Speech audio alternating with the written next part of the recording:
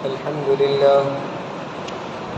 لله وكفى وسلام على عباده الذين اصطفى أما بعد فأعوذ بالله من الشيطان الرجيم بسم الله الرحمن الرحيم ولا نكلف نفسا إلا وسعها ولدينا كتاب ينطق بالحق وهم لا يظلمون بل قلوبهم في غمرة من هذا ولهم أعمال من دون ذلك هم لها عاملون حتى إذا أخذنا مترفيهم بالعذاب إذا هم يجأرون لا تجأروا اليوم إنكم منا لا تنصرون قد كانت آياتي تتلى عليكم فكنتم على أعقابكم تنكصون مستكبرين به سامرا تهجرون أفلم يدبروا القول أم جاءهم ما لم يأت آباءهم الأولين أم لم يعرفوا رسولهم فهم له منكرون أم يقولون به جنة بل جاءهم بالحق وأكثرهم للحق كارهون ولو اتبع الحق أهواءهم لفسدت السماوات والأرض ومن فيهن بل أتيناهم بذكرهم فهم عن ذكرهم معرضون أم تسألهم خرجا فخراج ربك خير وهو خير الرازقين صدق الله العظيم. گزشتہ کل دو قسم کے لوگوں کا ذکر آیا تھا. کچھ لوگ وہ ہیں جن کو اللہ تبارک و تعالیٰ نے مالی فراوانی عطا کی ہے اور دنیاوی اعتبار سے وہ خوشحال اور خوش عیش ہے. وہ یوں سمجھتے ہیں کہ اللہ تعالیٰ ہمیں خیر پہنچانا چاہتا ہے.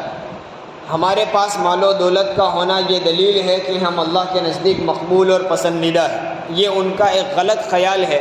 اللہ فرماتے بل لا یشعرون، بلکہ ان کی حالت یہ ہے کہ ان کو سمجھ میں نہیں آتا، ان کو شعور نہیں ہے. وہ یوں سمجھتے ہیں کہ ہم کامیاب ہیں، حقیقت میں یہ کامیابی نہیں ہے، یہ ڈھیل دی گئی ہے تاکہ وہ اور گناہوں میں مبتلا ہو اور ان کو اور سخت سزا دی جائے. اور دوسری طرف کچھ لوگ وہ ہیں جو اللہ کی خشیت رکھتے ہیں، اللہ کی آیتوں پر ایمان رکھتے ہیں، اللہ کی ناشکری نہیں کرتے، اور جو اعمال وہ کرتے ہیں نیک اعمال کرنے کے بعد بھی وہ اللہ سے ڈرتے ہیں. اللہ تعالیٰ فرماتے ہیں حقیقت میں یہ لوگ ہیں جن کو ہم خیر اور بھلائی پہنچانا چاہتے ہیں. یہ دو طرح کے لوگ ہیں. اب دونوں کے متعلق فرمایا ولا نکلف نفسا الا وسعها، ہم نے کسی نفس کو ایسی چیز کا پابند نہیں بنایا جو اس کے بس سے باہر ہو. جو لوگ نافرمان ہیں اور نافرمانیوں میں بڑھتے چلے جاتے ہیں، اگر وہ لوگ یوں کہتے ہیں کہ ہم سے نیکی نہیں ہوتی، ہم سے نمازیں نہیں پڑھی جاتی، ہم سے صرف ایک اللہ کی عبادت کرنا یہ ہمارے بس میں نہیں ہے، ہمیں تو بہت سارے معبود چاہیے، تو یہ ایسی باتیں ہیں جو ان کی بس، ان کے یہ بیجا ایسے بہانے ہیں کہ حقیقت میں اللہ نے جن چیزوں کا حکم دیا ہے اس میں کوئی ایسی تکلیف اور ایسی مصیبت اور پریشانی نہیں ہے جو ان سے نہ ہو سکتا ہو. اس لیے وہ جو لوگ یہ کہتے ہیں ہم سے نیک کام نہیں ہوتے، یہ اپنی بات میں غلط ہے. کرنا چاہے تو آدمی کر سکتا ہے. ہاں، شریعت میں کوئی کام ایسا نہیں ہے جو اس کی بس سے باہر ہو، طاقت سے بھی باہر ہو. ہاں، کچھ مشکل ہو سکتی ہے. بعض اعمال ایسے ہوں گے جس میں مجاہدہ زیادہ کرنا پڑے، جیسے جہاد ایک ایسا عمل ہے کہ اس میں مجاہدہ زیادہ ہے، انسان کو اپنی جان ہتھیلی پر لے کر یہ فعل کرنا ہے. تو بعض چیزوں میں مشقت ہو سکتی ہے، لیکن ایسی مشقت کہ آدمی کے بس سے اور طاقت سے باہر ہو، ایسا اللہ نے کسی کو حکم نہیں دیا. اسی طرح جن نیک لوگوں کی صفات بیان کیے تو ان کے متعلق بھی یہی ہے کہ وہ نیک اعمال جو اپناتے ہیں، اللہ پر بھروسہ رکھنا، اللہ کی شکر کرنا، اللہ کا خوف رکھنا اور نیک اعمال کے بعد بھی ڈرتے رہنا، یہ سارے کام ایسے ہیں جو آدمی کر سکتا ہے، آدمی کے بس سے باہر ہو ایسا نہیں. تو خلاصہ یہ ہے کہ شریعت میں کوئی حکم ایسا نہیں ہے جو انسان کی طاقت سے باہر ہو، انسان کر ہی نہ سکتا ہو، ایسا کوئی بھی حکم نہیں. ہاں، بعض اعمال آسان اور بعض اعمال میں کچھ مشقت زیادہ ہو، یہ ممکن ہے. ولا نکلف نفسا الا وسعها ولدینا کتاب ینطق بالحق. اللہ کہتے ہیں ہمارے پاس ایک کتاب ہے. کتاب سے مراد نامہ اعمال، ہر انسان کا نامہ اعمال ہمارے پاس موجود ہے، ینطق بالحق، جو سچ سچ بولے گا، حق بات بولے گا۔ قیامت میں ہر آدمی کا نامہ اعمال اس کو دیا جائے گا۔ اللہ کہتے ہیں یہ ہر آدمی کا نامہ اعمال ہمارے پاس موجود ہے، ہر چھوٹے سے چھوٹا کام اس میں لکھا جاتا ہے، اور آخرت میں وہ نامہ اعمال بولے گا۔ اب بولنے کا کیا مطلب ہے؟ بعض مفسرین نے کہا کہ یہ کوئی مشکل بات اور بعید بات نہیں ہے کہ اللہ تعالیٰ اس نامہ اعمال کو بولنے کی طاقت دے اور خود نامہ اعمال بول کر بتائے کہ تم نے یہ کام کیا، یہ کام کیا۔ اور بولنے کا ایک مطلب یہ ہوتا ہے کہ لکھا ہوا ہے، لکھے ہوئی چیز کو بھی لوگ بول دیتے ہیں کہ بھئی ہمارا یہ رپورٹ بولتا ہے، بعض لوگ کہتے ہیں ہمارا یہ ثبوت بولتا ہے کہ اس پر ہمارا حق ہے، تو حقیقت میں وہ بولتا نہیں ہے، لکھا ہوا ہوتا ہے جو ثابت کرتا ہے۔ تو آخرت میں نامہ اعمال لکھا ہوا دیا جائے گا۔ اقرأ کتابک کفی بنفسک اليوم علیک حسیبا، اللہ تعالیٰ کہیں گے تو خود اپنا نامہ اعمال پڑھ لے، اور تو نامہ اعمال پڑھ کے تو خود حساب لگا لے، حساب لگانے کے لیے تو کافی ہے۔ اقرأ کتابک کفی بنفسک اليوم علیک حسیبا۔ الغرض یہ نامہ اعمال کا ذکر ہے کہ ہمارے پاس ایک نامہ اعمال موجود ہے جو صاف صاف سچی سچی باتیں بتا دے گا۔ وہم لا یظلمون، اور وہ جس کا نامہ اعمال ہوگا اس پر کوئی ظلم نہیں ہوگا، یعنی کوئی زیادتی نہیں ہوگی، کہیں ایسا نہیں ہوگا کہ کوئی گناہ نہیں کیا تھا پھر بھی لکھ لیا ہو، ایسی ذرہ برابر بھی زیادتی اور ظلم نہیں ہوگا، وہاں نامہ اعمال میں صاف باتیں ہو جائیں۔ لیکن پھر بھی حالت یہ ہے کہ جن لوگوں کو ایمان قبول نہیں کرنا وہ کرتے ہی نہیں ہیں، جن کو بات نہیں ماننی وہ مانتے ہی نہیں۔ آخر کیا وجہ ہے؟ کہتے بل قلوبہم فی غمرۃ من ھذا، اس کی وجہ سے، یعنی ان کی ہٹ درمی اور ان کے یہ ضد کی وجہ سے اور ان کے ان اعمال کی وجہ سے ان کے دل گمراہی میں پڑے ہوئے ہیں۔ فی غمرۃ، غمرتن کہتے ہیں گہرا کالا پانی، پانی کے اندر گہرائی کے اندر کوئی چیز اتر جائے اور پانی اس کو چھپا لے، اس کو کہتے ہیں غمرتن۔ یہ اپنی گمراہی کے ایسی گہرائی میں، ایسے نیچائی میں اتر چکے ہیں کہ گمراہیوں نے ان کو چھپا لیا ہے۔ اب وہ حق بات دیکھنا چاہے تو بھی نہیں دیکھ سکیں گے، ہدایت پر آنا چاہے تو بھی نہیں آ سکے، چونکہ مسلسل گناہ، مسلسل ہٹ درمی اور ضد کر کے اور دشمنیاں کر کر کے وہ ایسے گمراہی میں نیچے اتر چکے ہیں کہ گویا گمراہی کے دلدل میں اور سمندر میں ڈوب چکے ہیں۔ بل قلوبہم فی غمرۃ من ھذا۔ اب یہ ان کے ایمان نہ قبول کرنا، کفر پر اڑے رہنا، یہ ایک بہت بڑی گمراہی ہے، لیکن اتنے پر انہوں نے اکتفا بھی نہیں کیا۔ وَلَهُمْ أَعْمَالٌ مِّن دُونِ ذَلِكَ، یہ کفر اور شرک کے علاوہ بھی ان کے بہت سارے اعمال ہیں جو گمراہی کا سبب بنتے۔ صرف کفر اور شرک ایسی چیز تھی کہ گمراہی کے لیے اتنا کافی تھا، لیکن اس سے بڑھ کر ان کے بہت سارے ایسے کرتوت ہیں، ایسے برے اعمال اور ایسے گناہ ہیں کہ ہم لہا عاملون، وہ ان گناہوں کو کرتے ہی رہتے ہیں۔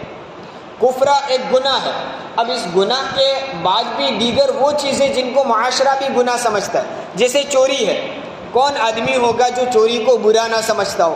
مسلمان ہو وہ بھی برا کہے گا، مسلمان نہ ہو وہ بھی کہے گا یہ برا ہے، لیکن ان کی حالت یہ کہ کفر کا گناہ اپنانے کے بعد ایسے مثلا چوری، زنا، ایسے گناہ بھی اپناتے ہیں جس کی وجہ سے وہ گمراہی میں اور زیادہ آگے بڑھ رہے ہیں۔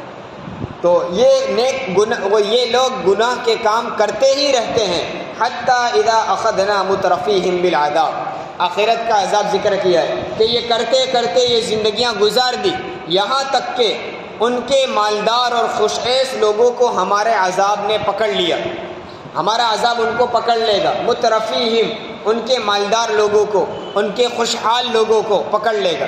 تو کیا غریبوں پر عذاب نہیں آئے گا؟ مطلب یہ ہے کہ جو لوگ مالدار ہیں اور اپنے مال کی بنیاد پر، اپنے طاقت کی بنیاد پر، اپنے عہدے، منصب اور اپنی وجاہت کی بنیاد پر یوں سمجھتے ہیں کہ ہمیں کوئی نقصان نہیں پہنچا سکتا، ہم پر کوئی عذاب نہیں آئے گا، ہمارے پاس تو سب کچھ ہے، ہم اس کو مال کھلا کر آزاد ہو جائیں گے، اس کو رشوت دے کر ہم چھوٹ جائیں گے، وغیرہ وغیرہ جو انہوں نے خیالات باندھ رکھے، اللہ فرماتے ان پر بھی عذاب آئے گا۔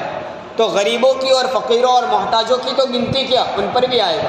مطلب یہ ہے کہ جتنے نافرمان، کفر و شرک کرنے والے ہیں، سب کو ہمارا عذاب پکڑ لے گا، وہ گناہوں میں بڑھتے جائیں گے یہاں تک کہ ایک دن ان کو عذاب میں پکڑ لیا جائے گا۔ اذا ہم یجأرون، اس وقت وہ اچانک چیخنے چلانے لگیں گے، پکارنے لگیں گے۔ یجأرون، چیخیں گے۔ جب آدمی مصیبت میں، پریشانی میں ہو تو وہ چیختا چلاتا ہے تاکہ ہماری کوئی مدد کرے، اس لیے وہ جب عذاب کو دیکھیں گے، آج تک کیوں کہتے تھے کہ ہم پر کوئی عذاب نہیں آ سکتا یا ہمارا کوئی کچھ نہیں بگاڑ سکتا، لیکن جب اللہ کی پکڑ اور اللہ کا عذاب آئے گا تو ایسی پکڑ آئے گی کہ اب مجبور ہو جائیں گے، لاچار ہو جائیں گے۔ آج تک جو اپنی زبان سے تکبر کیا کرتے تھے اور بڑی بڑی باتیں کرتے تھے، آج وہی لوگ اپنی زبان سے چیخ چیخ کر عاجزی کے ساتھ مدد مانگیں گے۔ اذا هم یجأرون، لیکن اللہ تعالیٰ کی طرف سے اعلان ہو جائے گا لا تجأروا اليوم، آج مت پکارو، اب موقع نہیں رہا۔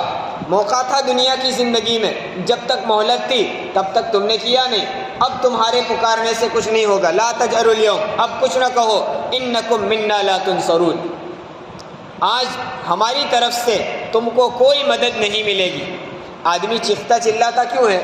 تاکہ کوئی اس کو مدد کر دے، اس پر کوئی رحم کر دے، اس پر کسی کو کیا ہے کہ رحم آ جائے اور اس کی مدد کرنے لگے۔ لیکن ان کے چکھانے پر الٹا جواب ملے گا انکم منا لا تنصرون، آج ہماری طرف سے تمہاری کوئی مدد نہیں ہوگی، اس لیے کہ یہ دن مدد کرنے کا نہیں ہے۔ اور آج یعنی آخرت میں تم پکارتے ہو، آخرت میں چلاتے ہو اور عاجزی کرتے ہو، آج ہم سے مدد مانگتے ہو، تو یہ دن مدد مانگنے کا نہیں ہے، یہ اللہ سے مانگنے کا دن نہیں ہے، یہ دعا کرنے کا دن نہیں ہے، یہ تو بدلے کا دن ہے۔ جیسا کہ گزشتہ مجلس میں آیا تھا ایک دو دن پہلے کہ اللہ تعالیٰ نے آخرت کو بدلے کی جگہ بنائی ہے، انعام کی جگہ ہے، وہاں اچھے برے کے بدلے دیے جائیں گے، وہ کام کرنے کی جگہ نہیں ہے، کام کا میدان تو دنیا کی زندگی ہے۔ انہیں کہا جائے گا جب موقع تھا دنیا میں تمہیں کام کرنے کا، دنیا میں ہم سے مانگا ہوتا ہم دیتے، بلکہ ہم نے تو خود کہا تھا کہ ہم سے مانگو ہم عطا کریں گے، دنیا میں نیک اعمال کیے ہوتے تو یہاں کچھ ملتا، لیکن جس وقت کرنا تھا اس وقت کیا نہیں، اب تم پکارتے ہو تو اب تمہاری مدد نہیں کی جائے گی۔ دنیا میں تمہارے پاس موقع تھا نیک اعمال کر لیتے، لوگ تمہارے پاس نصیحت کرنے بھی آتے تھے، لوگ سمجھانے بھی آتے تھے، لیکن تمہارا حال کیا تھا؟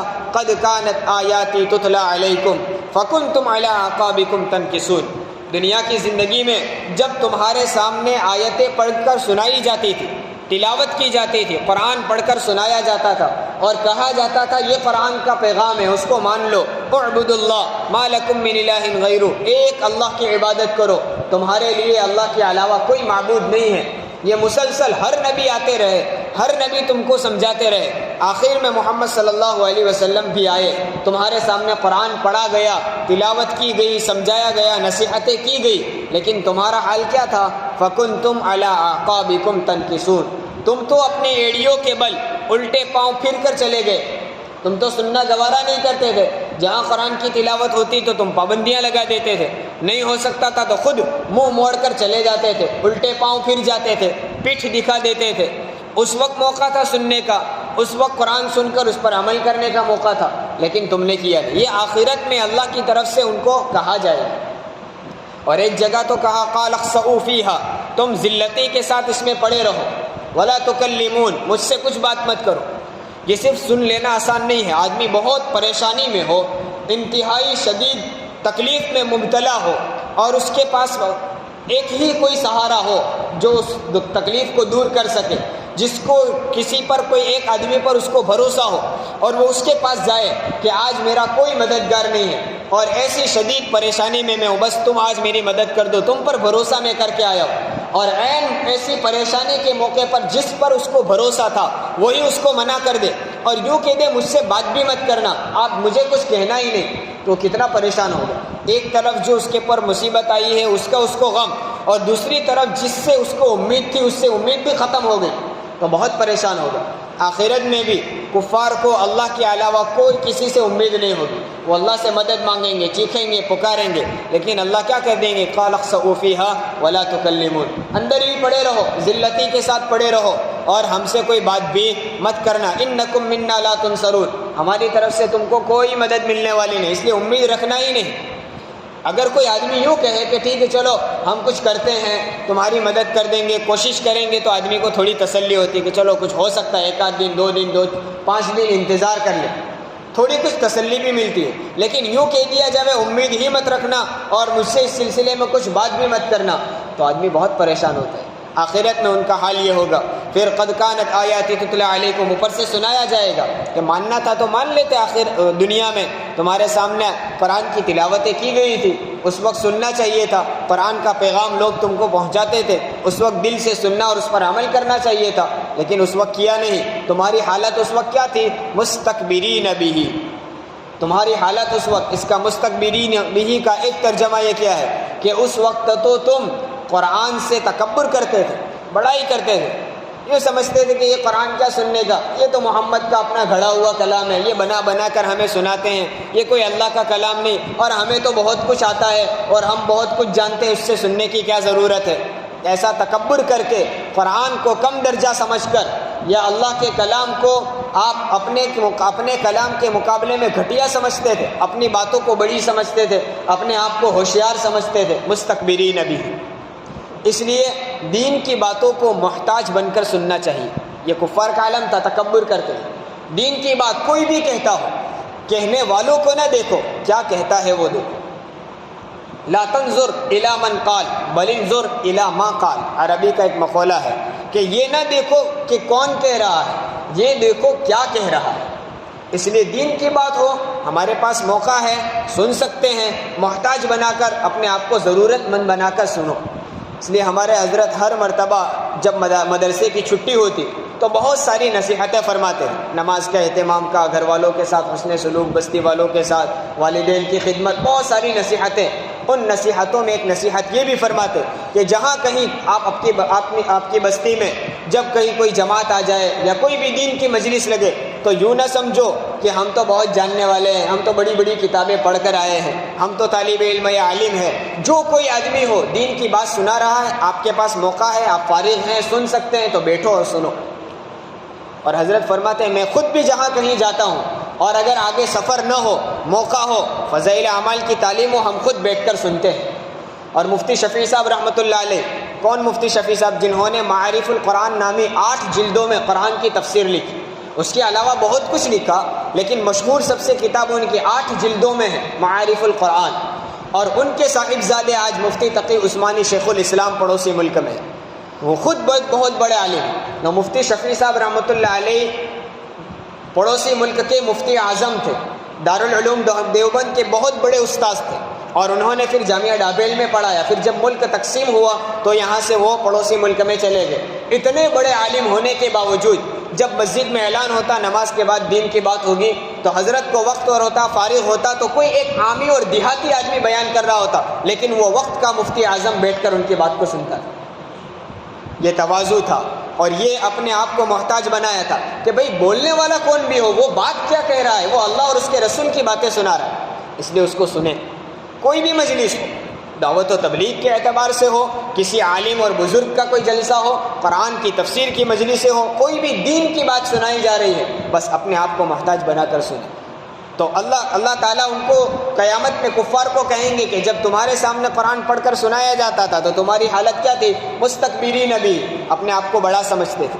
اور اس کا ایک دوسرا ترجمہ کیا ہے مستکبرین بہ کا کہ تم رسول سے اپنے آپ کو بڑا سمجھتے تھے. آپ کے سامنے وقت کا رسول آ کر دین کی باتیں سناتا تو آپ تکبر کرتے اور ان کا مذاق اڑاتے تھے. مذاق اڑانے کی وجہ سے تم ان کی باتیں نہیں سنتے تھے. اور ایک تیسرا ترجمہ کیا ہے مستکبرین بہ کا کہ تم حرم میں رہ کر قرآن کے سننے سے تکبر کرتے تھے. یعنی تم تو مکہ کے لوگ تھے، تمہارے پاس حرم شریف موجود تھا، اور وہاں آ کر اللہ کے رسول صلی اللہ علیہ وسلم تم کو قرآن سناتے.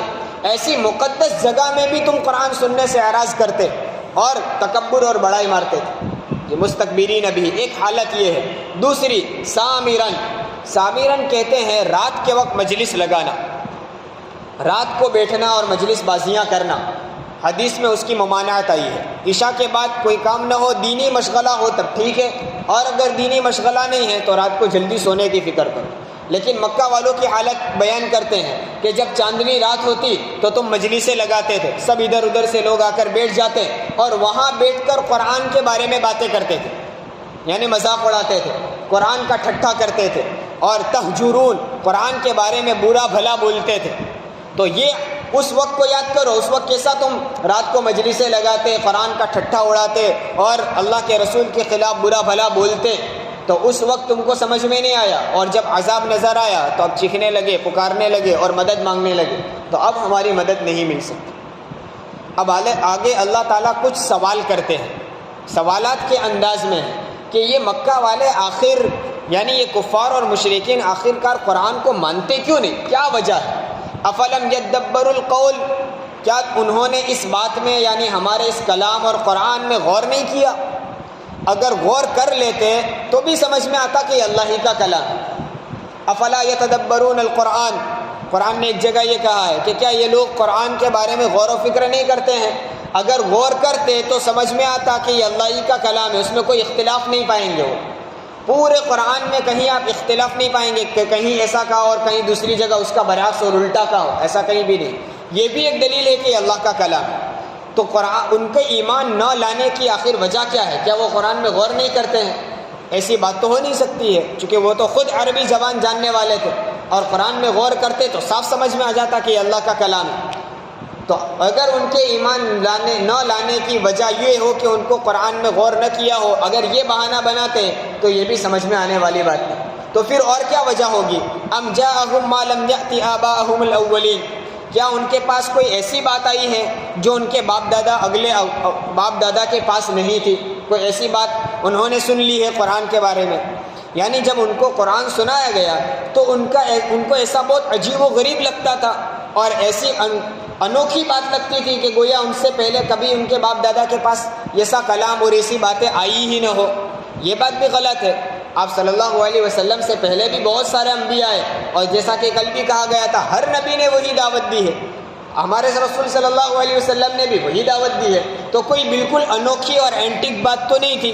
اس وقت توریت اور انجیل کو پڑھنے والے موجود بھی تھے، ان لوگوں کو پوچھتے تو وہ بھی بتاتے کہ ان سے پہلے جو انبیاء ہیں انہوں نے یہی بات بتائی ہے، اور یہ رسول بھی وہی بات بتاتے۔ تو اتنی کوئی عجیب و غریب اور انوکھی بات تو نہیں تھی کہ ماننے سے انکار کر دے۔ اب ام جاءہم ما لم یأت آباءہم الاولین، تیسری وجہ بیان کی، ام لم یعرفوا رسولہم فہم لہ منکرون، یا ان کے ایمان نہ لانے کی وجہ کیا یہ تھی کہ وہ رسول کو پہچانتے ہی نہیں تھے، اس وجہ سے انہوں نے انکار کر دیا۔ کوئی ان کے پاس جو رسول یعنی نبی کریم صلی اللہ علیہ وسلم نے جب تم کو دعوت دی تو کیا آپ صلی اللہ علیہ وسلم کو تم پہچانتے نہیں تھے؟ کوئی عجیب کوئی باہر کا آدمی آیا ہو، اجنبی ہو، اور تم ان کو نہ جانتے ہو تو تم کو ان کی بات پر بھروسہ نہیں آئے۔ ابھی کوئی اجنبی آدمی آئے اور ہمیں کوئی بات کہے تو ہم اس کو پہچانتے نہیں تو ہمیں شبہ ہوگا بھئی پتہ نہیں کون ہے اور سچ بھی کہہ رہا ہے یا غلط ہے۔ لیکن نبی اکرم صلی اللہ علیہ وسلم تو تمہارے درمیان بچپن سے رہے، پیدا تمہارے معاشرے میں ہوئے، اور نبوت ملنے سے پہلے 40 سال کی زندگی تمہارے سامنے موجود تھی۔ تم خود ان کو امانت دار کہتے تھے، تم خود ان کو صادق کہا کرتے تھے، اور پورے مکہ کا حال یہ تھا کہ کوئی آدمی دوسرے پر بھروسہ نہیں کرتا تھا، ایسے فتنے فساد کا عالم تھا، کوئی ایک آدمی اپنا مال دوسرے کو دیتا بھی نہیں تھا، بھروسہ نہیں ہوتا تھا۔ لیکن ایسے ماحول میں تم اپنی امانتیں حضور کے پاس رکھا کرتے تھے، آپ امین جانتے تھے، تو ایسا تو نہیں تھا کہ تم رسول کو پہچانتے نہ ہو اس وجہ سے انکار کر لیا ہو۔ تو تمہارا یہ کہنا کہ ہمیں اس آدمی کو پہچانتے نہیں تھے اس وجہ سے ہم ایمان نہیں لائے، یہ بات بھی غلط ہے۔ آخر وجہ کیا ہے؟ قرآن میں غور کرتے تو بھی سمجھ میں آ جاتا، اور یا تو تم ایسی بات تو نہیں تھی، قرآن ایسا کوئی انوکھا کلام تو نہیں تھا، اور ایسی انوکھی باتیں تو اس میں نہیں تھی کہ تمہارے آبا و اجداد کے پاس کبھی ایسی باتیں آئی ہی نہ ہو، یا ایسا بھی نہیں تھا کہ جو رسول تم کو دعوت دے رہا تھا وہ رسول کوئی اجنبی ہو، اس کو تم پہچانتے ہی نہ ہو، ایسا بھی نہیں تھا۔ ام یقولون بہ جنہ، یا پھر تمہارے ایمان نہ لانے کی کیا وجہ یہ تھی کہ تم یہ کہتے تو کہ اس آدمی کو نعوذ باللہ جنون ہے، پاگل ہو گیا ہے، یعنی تم حضور اکرم صلی اللہ علیہ وسلم کو نعوذ باللہ کوئی پاگل سمجھتے تھے؟ ایسا بھی نہیں تھا، تم خود جانتے تھے کہ یہ عقل مند ہے، ہوشیار ہے، اور ان کی بہت ساری باتیں تمہارے عقل مندی کی باتیں تمہارے سامنے موجود تھی، اور تم ان کو سمجھدار سمجھتے تھے تو ہی تو امانت بھی دیتے تھے۔ پاگل آدمی کو کوئی امانت تھوڑی دے گا کہ بھئی وہ کہاں ضائع کر دے، کیا پتہ، تو تم خود اس کو عقل مند بھی سمجھتے تھے۔ تو کیا تمہارے ایمان نہ لانے کی وجہ یہ تھی کہ وہ کوئی آدمی پاگل تھا؟ ایسا بھی تو نہیں تھا۔ آخر وجہ کیا ہے کہ تم ایمان نہیں لاتے؟ اللہ تعالیٰ فرماتے ہم بتاتے ہیں ان کے ایمان نہ لانے کی آخر وجہ کیا تھی، ہم سے سنیے۔ بل جاءہم بالحق واکثرہم للحق کارہون، بلکہ بات یہ تھی کہ ان کے پاس حق بات آئی تھی، قرآن کی شکل میں، رسول کی شکل میں حق اور سچی بات ان کے پاس آئی، اور ان کے اکثر لوگ حق بات کو ناپسند کرتے تھے، حق بات سے منہ موڑتے تھے، اس کو پسند نہیں کرتے تھے۔ تو اصل میں قرآن اور رسول حق تھے اور ان کو حق پسند نہیں تھا، کیونکہ قرآن کی مان لیتے تو اپنی خواہشات اور اپنی منمانی کی زندگی نہ گزارتے. وہ تو ہم جو چاہے وہ کھائیں، ہم جو چاہے وہ پہنیں، اور ہمارے جو جی میں آئے وہ ہم پئیں، ہم جس کے ساتھ چاہے تعلقات بنا لیں، جس کے ساتھ چاہے منہ کالا کر لیں، کوئی پابندی ہم پر نہیں ہونی چاہیے. تمہارا مزاج، تمہاری خواہشات، تمہاری چاہتیں یہ تھی. اب قرآن نے آ کر کہا کہ فلاں چیز نہ کھاؤ، یہ کھاؤ، فلاں چیز نہ پیو، یہ پی سکتے ہو، تم فلاں سے ہی اپنے تعلقات قائم کر سکتے ہو، اجنبی اور غیر محرم سے اپنے تعلقات نہیں رکھ سکتے. یہ قرآن نے پابندیاں لگائی. تم سود کھاتے تھے، قرآن نے کہا سود مت کھاؤ. تم جوا کھیلتے تھے، قرآن نے کہا جوا مت کھیلو. تو کچھ ایسی چیزیں تھیں جو حقیقت میں تمہارے فائدے ہی کی تھی، تمہارے نفع کے لیے تھی، لیکن تم کو وہ پسند نہیں تھی. تم کو اپنی منمانی کی زندگی گزارنی تھی. حق بات تم کو پسند نہیں تھی، تم اس سے کراہتے تھے، اس سے انکار کرتے، اس کو ناپسند کرتے تھے. اس وجہ سے تم نے دین اسلام کو قبول نہیں کیا. یہ قرآن نے وجہ بیان کی. اور اللہ معاف فرمائے، یہ صرف کفار کی بات نہیں ہے، ہمارے معاشرے میں بھی یہ چیزیں آ گئی. ہم یہ چاہتے ہیں کہ بس ہماری جو چاہت اور ہماری جو خواہش ہے اس کے مطابق شریعت کا فیصلہ ہونا چاہیے. ہماری جیسی مرضی ہے ایسے ہی ہمیں فتویٰ بھی ملنا چاہیے. اس لیے ایک کے پاس سے دوسرے، دوسرے کے پاس سے تیسرے، چوتھے کے پاس کہیں ایسا فتویٰ مل جائے جس سے ہماری مرضی پوری ہو جائے. اور بہت سارے لوگ تو فتویٰ پوچھنے اور سوال پوچھنے کا انداز ہی ایسا اختیار کرتے ہیں کہ ہم اس کو جائز ماننا چاہتے، تم جائز کہہ دو، بس ایک مرتبہ تمہاری زبان سے بول دو کہ یہ جائز ہے. یہ جو چیزیں شریعت میں ناجائز ہے اس کو بھی ایسی بنا کر پیش کریں گے کہ مفتی صاحب ہمیں جائز کا فتویٰ دے دیں، ہماری مرضی پوری ہو جانی چاہیے. یعنی ہم خود اپنے آپ کو شریعت کے تابع بنانے کے بجائے شریعت کو اپنے تابع بنانے کی کوشش کرتے. قرآن نے یہی کہا بل جاءہم بالحق واکثرہم للحق کارہون. جب ان کے پاس حق بات آئی تو ان کے اکثر لوگ ایسے تھے جو حق کو پسند نہیں کرتے. صرف پسند تو کیا، وہ یوں چاہتے تھے کہ حق بات ہمارے تابع ہو جائے، شریعت ہمارے تابع ہو جائے، ہم جیسا کہیں ویسا شریعت میں حکم ہونا چاہیے، شریعت جیسا کہے ویسا ہمیں کرنا، یہ ہمیں پسند نہیں. اس لیے کہا وَلَوِ اتَّبَعَ الْحَقُّ. یہ دیکھیے حقیقت تو یہ ہے کہ شریعت تمہاری خواہشات کے تابع ہو جائے ایسا ہوگا نہیں، لیکن اگر مان لو تمہاری مرضی کے مطابق احکام آنے لگے، وَلَوِ اتَّبَعَ الْحَقُّ أَهْوَاءَهُمْ، اگر حق تمہاری خواہشات کے تابع ہو جائے، تمہاری مان کر چلنے لگے، تو اب کیا ہوگا؟ دنیا میں چوری، ڈاکہ زنی، زنا کاری، قتل و غارت گری، فتنہ فساد سب بڑھے گا، چونکہ آدمی جو چاہے وہ کرنا ہے اس کو.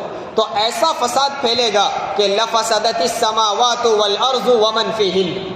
آسمان، زمین اور اس میں جو کچھ ہے سب میں فساد مچ جائے گا اور سب درہم برہم ہو جائے گا، سب غارت ہو جائے گا اگر تمہاری خواہشات کے مطابق حکم دیے جانے لگے. اور یہ تو ہر آدمی سمجھ سکتا ہے.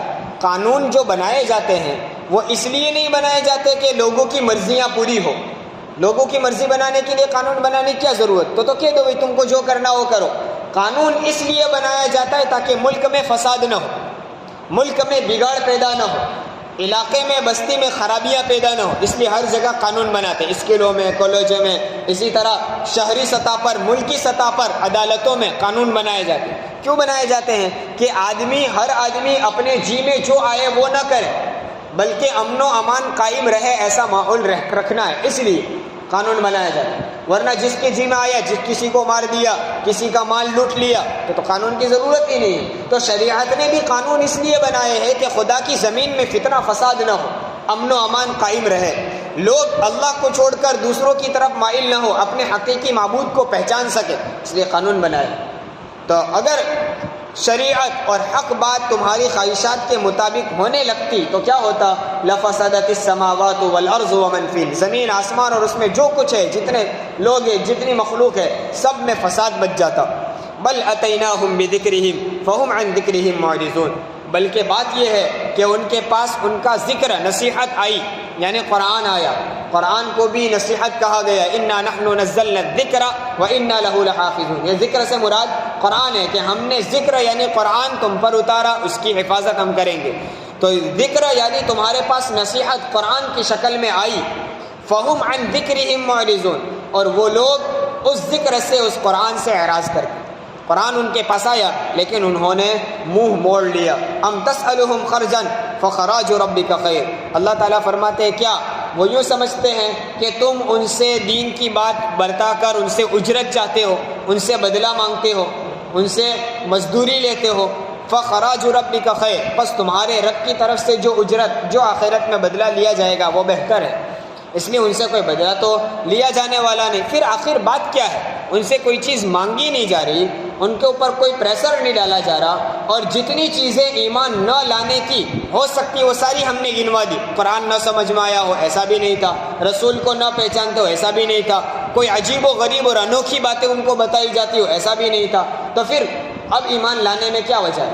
بس وہی بات تھی کہ حق بات تسلیم کرنا نہیں ہے، ورنہ وَهُوَ خیر الرازقین، اللہ تعالیٰ بہترین رزق دینے والا ہے۔ ان لوگوں کو دین کی بات سنا کر ان سے کوئی بدلہ لینے کی ہمیں ضرورت نہیں۔ اللہ تعالیٰ قرآن کا صحیح پیغام ہمیں سمجھنے کی توفیق عطا فرمائے۔ سبحان اللہ۔